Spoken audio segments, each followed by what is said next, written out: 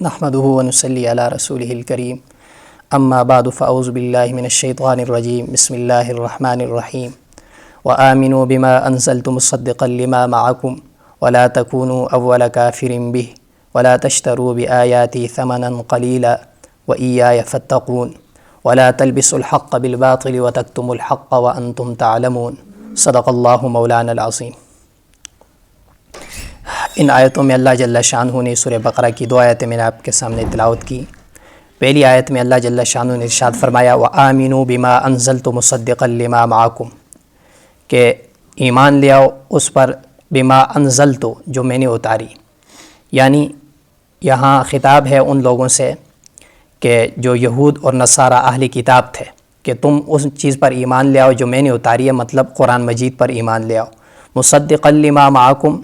اور یہ قرآن مجید ایسی کتاب ہے جو کہ ان کتب کی تصدیق کرتی ہے جو آپ لوگوں کے پاس ہے، یعنی تورات، زبور، انجیل کی تصدیق بھی قرآن مجید میں موجود ہے۔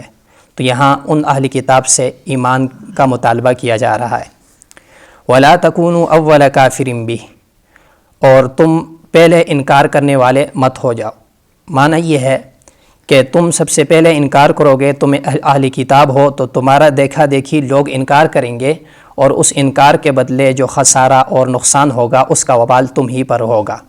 تو اس وجہ سے انہیں خطاب کر کے فرمایا تم پہلے انکار کرنے والے مت بنو۔ پھر آگے وَلَا تَشْتَرُوا بِآيَاتِي ثَمَنًا قَلِيلًا، اور میری آیات کو جو ہے نا یعنی کم قیمت کے بدلے مت خریدو۔ تو یہاں قرآن مجید جو ہے اللہ جل شانہ کی آیات، قرآن مجید کتاب ہے، اس کی قیمت، اس کے ایک لفظ کی قیمت جو ہے نا پوری دنیا ادا نہیں کر سکتی۔ اور یہاں آیا ہے کہ تھوڑی قیمت کے بدلے مت لو، اس سے یہ ہرگز ثابت نہیں ہوتا کہ زیادہ قیمت کے بدلے قرآن مجید کا سودا ہو سکتا ہو، ہرگز نہیں، کیونکہ دنیا قل متاع الدنیا قلیل، دنیا ساری کی ساری قلیل ہے، اور دنیا قرآن کا بدل بن ہی نہیں سکتی۔ تو اس لیے قرآن مجید کا سودا، اللہ جل شانہ کی کتاب کا سودا کرنا یہ درست نہیں ہے۔ یعنی قرآن مجید ایک روایت میں بھی آتا ہے کہ من قرأ القرآن، جو آدمی قرآن مجید پڑھے، یأکل بہ، کہ اس قرآن کے ذریعے وہ دنیا میں کھائے پیے، جاء یوم القیامت، وہ قیامت کے دن ایسی حالت میں آئے گا وجہہ عظم لیس علیہ لحم، کہ اس کا چہرہ جو ہے ہڈیاں ہوں گی اور اس پر کوئی گوشت نہیں ہوگا۔ تو یہ عبرت ہے اس کے لیے، تو قرآن مجید کو یعنی دنیاوی مفاد کے لیے استعمال نہیں کیا جا سکتا۔ اور آگے فرمایا وَإِيَّايَ فَاتَّقُونَ، اور خاص مجھ ہی سے ڈرو۔ اب اگلی آیت جو ہے، اس آیت میں اللہ جل شانہ نے یہود نصارہ کی ایک خصلت تھی کتمان حق کو چھپاتے تھے، تو یہاں اس کو بیان فرمایا ہے۔ تو کتمان حق کی 2 صورتیں ممکن ہیں۔ ایک صورت یہ ہو سکتی ہے کہ حق بات بیان ہی نہ کی جائے۔ جب حق بات کو بیان نہ کیا جائے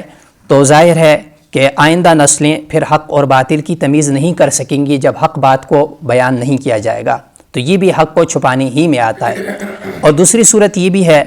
کہ حق کو باطل کے ساتھ ایسے خلط ملط کر کے بیان کیا جائے کہ جس سے عام لوگ حق اور باطل کی تمیز نہ کر سکیں، یہ بھی حق کو چھپانے میں آتا ہے، اور اس سے یہاں روکا گیا ہے۔ تو یہاں جو ہے نا ایک بات اور سمجھ آتی ہے کہ ایک ہے یہاں بدعت، جو ہے بدعت بھی ایک سخت گناہ ہے، بدترین گناہ ہے، شریعت میں اس کی بہت سخت مذمت آئی ہے۔ اور بدعت میں بھی ایسا ہی ہوتا ہے کہ دین کو خلط ملط کیا جاتا ہے جس سے عوام کو دھوکہ لگتا ہے۔ بدعت کہتے ہیں، بدعت کی تعریف جو ہے وہ یہ ہے، مختلف تعریفیں کی گئی ہیں۔ ایک تعریف یہ ہے کہ یعنی ایسا کوئی کام، نیا کام ایجاد کرنا اور اسے دین سمجھ کر کرنا جس کا وجود خیر القرون المشہود لہا بالخیر میں نہ ہو، یعنی خیر القرون میں اس کا وجود نہ ہو، یعنی بالفاظ دیگر جو نہ قرآن سے ثابت ہو، نہ رسول اللہ صلی اللہ علیہ وسلم کے فرمان سے ثابت ہو، نہ امت کے اجماع سے ثابت ہو، ایسے کام کو دین سمجھ کر کرنا یہ بدعت کہلاتا ہے، اور اس کی شریعت میں بہت زیادہ مذمت آئی ہے۔ اور یہاں ایک مغالطہ ہے، آج کل جو ہے نا علماء منع کرتے ہیں کہ فلاں کام بدعت ہے، اس سے بچنا چاہیے فلاں کام، تو بعض لوگ پھر ایک دھوکہ دیتے ہیں جس کی وجہ سے عوام کے اندر جو ہے نا مسئلہ جو ہے نا مشکل ہو جاتا ہے۔ 2 چیزیں ہیں، ایک احداث فی الدین اور ایک احداث للدین۔ احداث فی الدین کا معنی کہ دین کے اندر نئی چیز کا ایجاد کرنا جو دین نہ ہو، اس کو احداث فی الدین کہا جاتا ہے۔ احداث للدین کا معنی کہ دین کے لیے کوئی نئی صورت، نئی طریقہ کار، نیا جو ہے طریقہ کار ایجاد کرنا، ان دونوں میں فرق ہے۔ تو لوگ اشکال کریں گے کہ آپ کہتے ہو فلان چیز بدعت ہے، جو ہے نا تیجا بدعت ہے، 40واں بدعت ہے، برسی بدعت ہے، فلاں بدعت ہے، ان چیزوں سے آپ روکو گے تو پھر تو لوگ اشکال کریں گے کہ آپ کی مسجدوں میں جو نا پنکھے لگے ہیں یہ بھی بدعت ہے، لائٹیں لگی ہیں یہ بدعت ہے، آپ صلی اللہ علیہ وسلم کے دور میں تو نہیں تھے، لاؤڈ اسپیکر لگے ہوئے ہیں، قالینی بچھی یہ سب بدعت ہے۔ تو یہاں یہ دھوکہ ہے، ایک ہے احداث فی الدین کہ دین میں کوئی نئی چیز ایجاد کرنا، یعنی اسے دین سمجھ کر کرنا، جو نہ کرے اس پر تنقید کرنا، ایسی بات بدعت ہوتی ہے۔ اب یہاں پنکھے اور دیگر جو ہیں یہ ساری چیزیں یہ ضروریات ہیں، دین کے عمل کرنے کے لیے جو ہے نا سہولت کے لیے یہ چیزیں استعمال کی جاتی ہیں، ان کو دین قطعاً نہیں سمجھا جاتا، اس لیے اس کو بدعت نہیں کہا جاتا۔ اور یہاں علماء ایک مثال دیتے ہیں کہ ایک آدمی ہے مسجد میں بیٹھ کر شراب پیے، 100 بوتلیں شراب مسجد میں بیٹھ کر ایک آدمی پیے، لیکن یہ اتنا بڑا گناہ ہے، اس سے بڑا گناہ بدعت ہے۔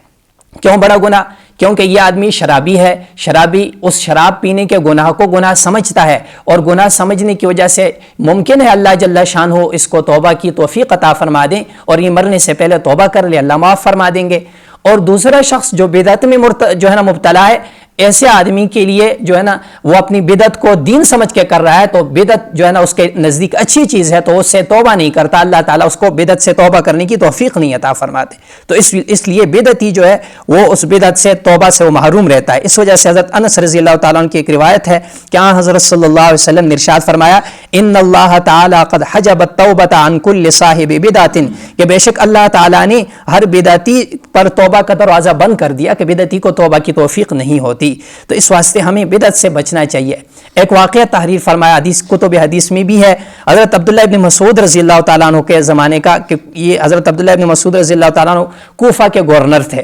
تو کسی نے آ کر اطلاع دی کہ فلاں مسجد کے اندر لوگ جمع ہوتے ہیں اکٹھے اور سارے باواز بلند جو ہے نا درود پاک پڑھتے ہیں، تو حضرت عبداللہ ابن مسعود رضی اللہ تعالیٰ عنہ نے تحقیق کی، واقعی معاملہ ایسے ہی تھا، تو حضرت عبداللہ ابن مسعود رضی اللہ تعالیٰ عنہ گئے اور اپنے چہرے پر نقاب ڈال کر جو ہے نا گئے، اور جا کر مسجد میں پہنچے تو وہ لوگ آگے ذکر میں لگے درود شریف اونچی آواز سے پڑھ رہے تھے، تو انہوں نے نقاب اتارا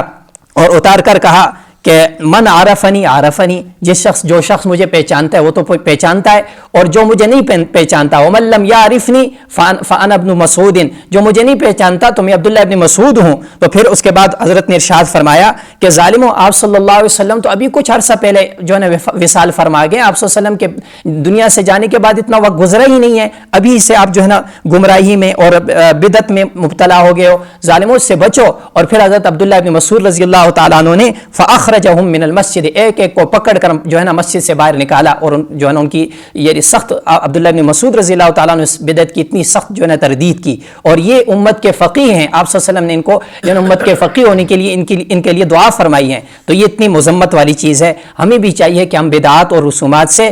خلاف شرع امور سے بچیں، جو ہے نا اس کی وجہ سے ممکن ہے کہیں ہم بدعت میں مبتلا ہوں اور اللہ تعالیٰ ہم سے یہ جو ہے توفیق چھین لے، توبہ کی توفیق ہمیں نصیب نہ، ہمارے لیے بہت خسارے کی بات ہے، تو اللہ تعالیٰ عمل کرنے کی توفیق نصیب فرمائے۔ وَآمِنُوا بِمَا أَنزَلْتُ مُصَدِّقًا لِمَا مَعَكُمْ، اور ایمان لے آؤ اس چیز پر جو میں نے اتاری، تصدیق کرنے والی ہے ان کتب کی جو آپ کے پاس ہیں۔ وَلَا تَكُونُوا، اور تم مت ہو اول کافر بھی، پہلے اس کا انکار کرنے والے۔ وَلَا تَشْتَرُوا بِآيَاتِي، اور مت لو میری آیات کو ثمنا قلیلا، کم قیمت کے بدلے۔ وَإِيَّايَ فَاتَّقُونِ، اور مجھ ہی سے ڈرو۔ وَلَا تَلْبِسُوا الْحَقَّ بِالْبَاطِلِ، اور خلط ملط نہ کرو حق کو باطل کے ساتھ۔ وَتَكْتُمُوا الْحَقَّ، اور حق کو مت چھپاؤ۔ وَأَنْتُمْ تَعْلَمُونَ، حالانکہ تم جانتے ہو۔ اللہ تعالیٰ عمل کرنے کی توفیق نصیب فرمائے۔